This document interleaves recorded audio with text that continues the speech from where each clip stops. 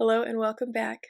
Today is Saturday, January 11th, 2025, and we are reading Chapter 10 of Abhorsen by Garth Nix today. And I'm getting started a little early today. I still have my robe on. I've gotten halfway cleaned up, but I'm not ready for the day yet. It snowed last night. We finally got the snow that I thought we were going to get last weekend that I got salt for.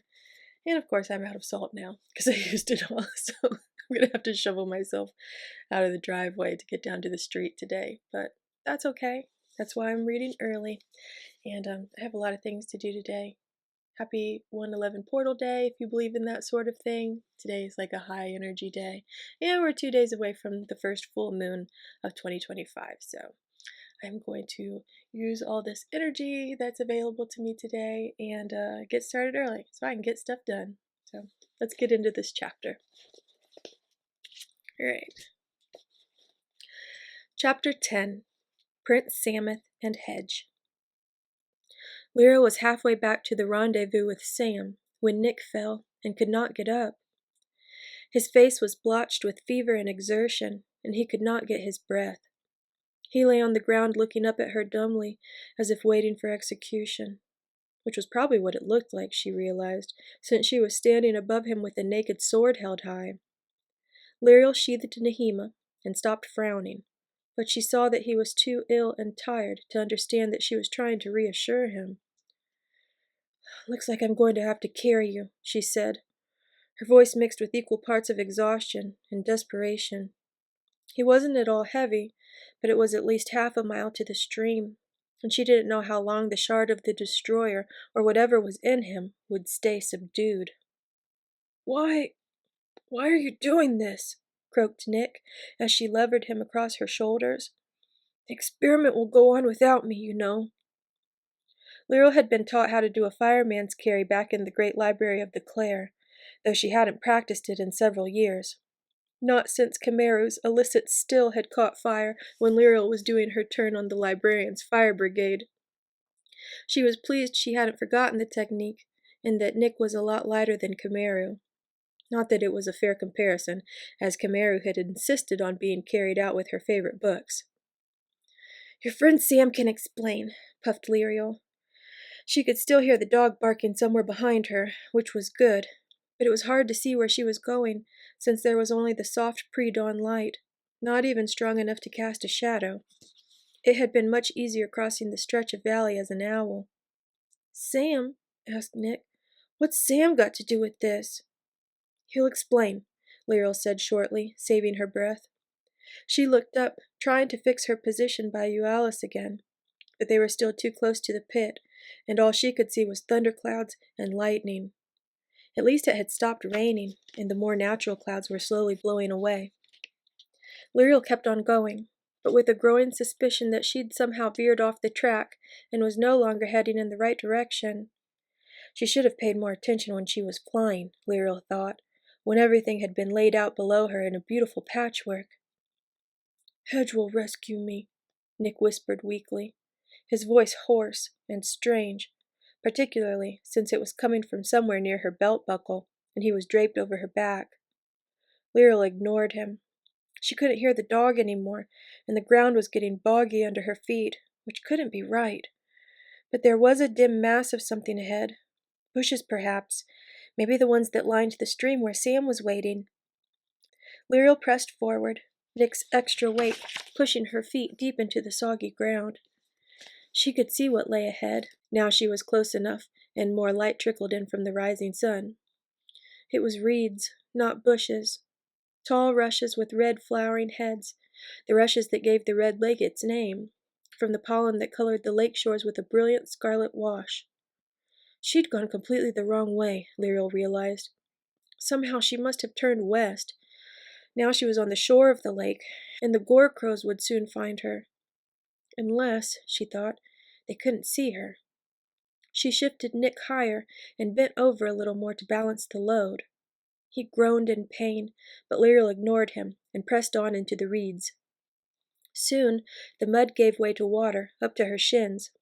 The reeds grew closer together, their flowery heads towering over her. but there was a narrow path where the reeds were beaten down, allowing passage through them. She took the path, winding deeper and deeper into the reedy marsh.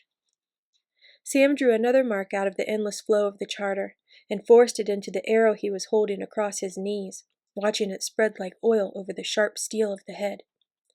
It was the final mark for his arrow. He had already put marks of accuracy and strength into the shaft, marks for flight and luck into the fletching, and marks for unraveling and banishment into the head. It was the last arrow of 20, all now spelled to be weapons of great use against the lesser dead, at the least. It had taken Sam 2 hours to do all 20, and he was a little weary. He was unaware that it would have taken most charter mages the better part of a day. Working magic on inanimate objects had always come easily to Sam. He was doing his work while sitting on the dry end of a half-submerged log that stuck out of the stream. It was a good stream from Sam's point of view, because it was at least 15 yards wide, very deep, and fast. It could be crossed via the log and jumping across a couple of big stones, but Sam didn't think the dead would do that. Sam put the finished arrow back into the quiver built into Lirael's pack and slung that on his back. His own pack was pushed up against the stream bank, with Mogget asleep in the top of it. Though not any more, Sam noticed, as he bent down to see it more clearly in the pre-dawn light. The patch on the flap had gone completely, and there was no sign of the cat in the top pocket. Sam looked around carefully, but he couldn't see anything moving, and the light wasn't good enough to see anything standing still or hiding. He couldn't hear anything suspicious either, just the burble of the stream and the distant thunder from the lightning storm around the pit. Mogget had never slipped off like this before, and Sam trusted the little white cat thing even less than he had before their experience in the strange tunnels under the house. Slowly he took Lirael's bow from its cover and nocked an arrow. His sword was at his side, but with the dawn, it was just light enough to shoot a little way with accuracy, at least across the stream, which Sam had no intention of crossing. Something moved on the other side, a small white shape, slinking near the water. It was probably Mogget, Sam thought, peering into the gloom. Probably. It came closer, and his fingers twitched on the string. "Mogget?" he whispered, nerves strung as taut as the bow. "Of course it is, stupid," said the white shape, leaping nimbly from rock to rock and then to the log. "Save your arrows. You'll need them. There's about 200 dead hands headed this way." "What?" exclaimed Sam. "What about Lirael and Nick? Are they all right?" "No idea," said Mogget calmly. "I went to see what was happening when our canine companion started to bark. She's heading this way, hotly pursued, but I couldn't see Lirael or your troublesome friend. I think that's the disgusting dog now." Mogget's words were followed by an enormous splash as the dog suddenly appeared on the opposite bank and dived into the stream, sending a cascade of water in all directions, but mostly over Mogget. Then the dog was next to them, shaking herself so vigorously that Sam had to hold his bow out of the way. "Quick!" she panted. "We need to get out of here! Stay on this side and head downstream!" As soon as she'd spoken, the dog was off again, loping easily along beside the stream. Sam leapt off the log, swooped upon his pack, picked it up, and stumbled after the dog, questions falling out of his mouth as he ran. With Lirael's pack on his back, the bow and an arrow in one hand, and his own pack in the other hand, it took most of his concentration not to fall over into the stream. "Lirael and Nick? Can't we stop? Gotta rearrange all this." "Lirael went into the reeds, but the necromancer suddenly showed up, so I couldn't follow without leading him to her," said the dog, turning her head back as she ran. "That's why we can't wait!" Sam looked back too, and immediately fell over his pack and dropped both bow and arrow. As he stumbled to his feet, he saw a wall of dead hands lurch to a stop on the other side of the stream, back up near the sunken log. There were hundreds of them, a great dark mass of writhing figures that immediately started to parallel the dog's course on the opposite bank. In the midst of the dead hands, one figure stood out, a man cloaked in red flame, riding a horse that was mostly skeleton, though some flesh still hung on its neck and withers. Hedge. Sam felt his presence like a shock of cold water and a sharp pain in his wrists. Hedge was shouting something, perhaps a spell, but Sam didn't hear it because he was scrabbling to pick up the bow and get another arrow. It was still quite dark, and a fair distance, he thought, but not too far for a lucky shot in the stillness before dawn. As quick as that thought, he nocked an arrow and drew. For an instant, his whole concentration was on a line between himself and that shape of fire and darkness. Then he loosed, and the spell arrow flew like a blue spark from him. Sam watched it, filled with hope, as it sped as true as he could wish, and arrow met necromancer with a blaze of white fire against the red. Hedge fell from his skeleton horse, which reared and then dived forward, smashing through several ranks of dead hands to plunge into the water in an explosion of white sparks and high-pitched screaming. Instinctively, it had known how to free itself and die the final death. "That'll annoy him," said Mogget from somewhere near Sam's feet. Sam's sudden hope died as he saw Hedge stand up, pluck the arrow from his throat, and throw it on the ground. "Don't waste another on him," said the dog. "He cannot be slain by any arrow, no matter the spells laid upon it." Sam nodded grimly, threw the bow aside, and drew his sword. Though the stream might hold the dead hands back, he knew that it would not stop Hedge. Hedge drew his own sword and walked forward, his dead hands parting to make a corridor. At the edge of the stream, the necromancer smiled an open smile, and red fire licked about his teeth. He put one boot in the stream, and smiled again as the water burst into steam. "Go and help Lirael," Sam ordered the dog. "I'll hold off Hedge as long as I can. Mogget, will you help me?" Mogget didn't answer, and he was nowhere to be seen. "Good luck," said the dog. Then she was gone, racing along the bank to the west. Sam took a deep breath and crouched into a defensive stance. This was his worst fear, come into terrible reality. Alone again, and facing Hedge. Sam reached into the charter, as much for comfort as to be ready to cast a spell. His breathing steadied as he felt its familiar flow all around him, and almost without thinking, he began to draw out charter marks, whispering their names quietly as they fell into his open hand. Hedge took another step. He was wreathed in steam now, and almost completely obscured, the stream bubbling and roiling both upstream and down. With a shrinking feeling, Sam saw that the necromancer was actually boiling the stream dry. There was already significantly less water below him. The stream bed was becoming visible, and the dead hands were starting to move. Hedge wouldn't even have to fight him, Sam thought. All he had to do was stand in the stream, and his dead hands would cross and finish Sam off. Though he had the panpipes, Sam didn't know how to use them properly, and there were simply too many hands. There was only one thing he could do. Sam would have to attack Hedge in the stream and kill him before the hands could cross. If he could kill Hedge, a little nagging voice said from deep inside his mind. Wouldn't it be better to run away? Run away before you are burnt again, and your spirit ripped out of your flesh and taken by the necromancer?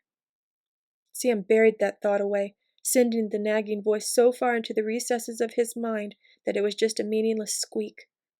Then he let the charter marks he already held in his hands fall into nothingness, reached into the charter again, and drew out a whole new string of marks. As he summoned them, Sam hurriedly traced the marks on his legs with a finger, marks of protection, of reflection, of diversion. They joined and shimmered there, wrapping his legs in charter magic armor that would resist the steam and boiling water. He looked down for only 10 or perhaps 15 seconds, but when he looked back up, Hedge was gone. The steam was dissipating, and the water was flowing again. The dead hands were turning their backs on him and lumbering away, leaving the ground churned up and littered with pieces of rotting flesh and splintered bone. "Either you were born to a different death, Prince," remarked Mogget, who had appeared at Sam's feet like a newly sprung plant, "or Hedge just found something more important to do." "Where were you?" asked Sam. He felt strangely deflated.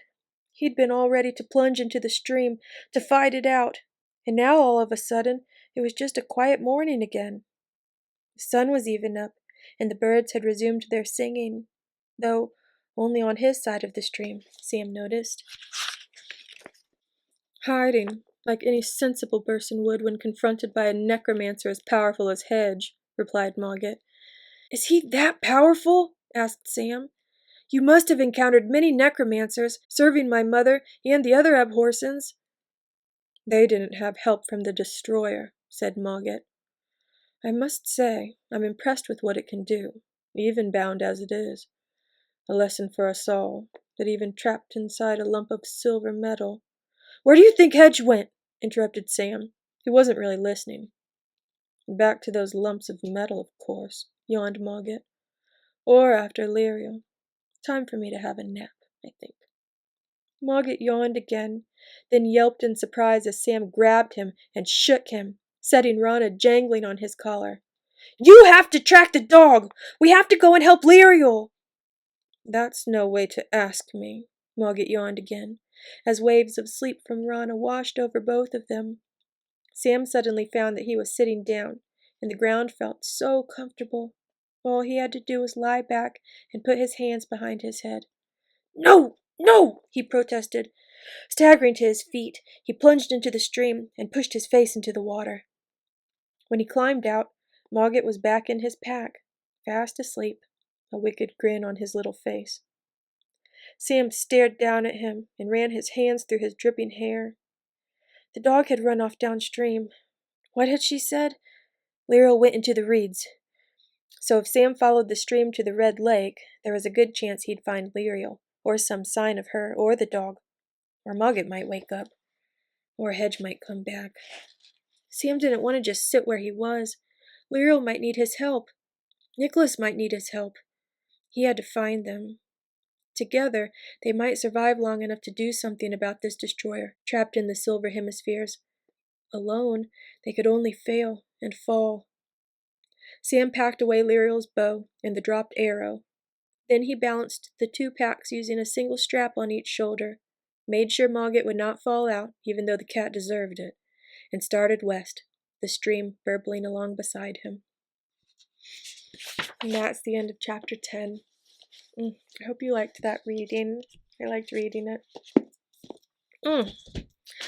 Alright, I'm going to go get to editing. I will post chapter 11 tomorrow evening at 8 p.m. Eastern Standard Time. If you enjoyed this reading, I hope that you will like this video, comment if you want to, and please subscribe to my channel if you haven't already. Thank you so much again to everyone that is reading along. By the time this video posts, my big long video will have posted. It's not quite 1:11 yet, so I've got some more time to get ready and try to ignore the fact that my long video is posting today. I'm going to make a point not to look at it for a while. I'm just going to keep going along with my day and try to stay busy. So I hope you have a good 1:11 portal day, and I guess that's it. I hope you have a great evening, and stay warm if you're in this cold weather. I gotta go get ready to shovel. Ugh. My husband said he would help me, so... Well, he said he'd do it, but... I feel like I need to do it too, because I'm the one leaving today, so... Anyways, I digress.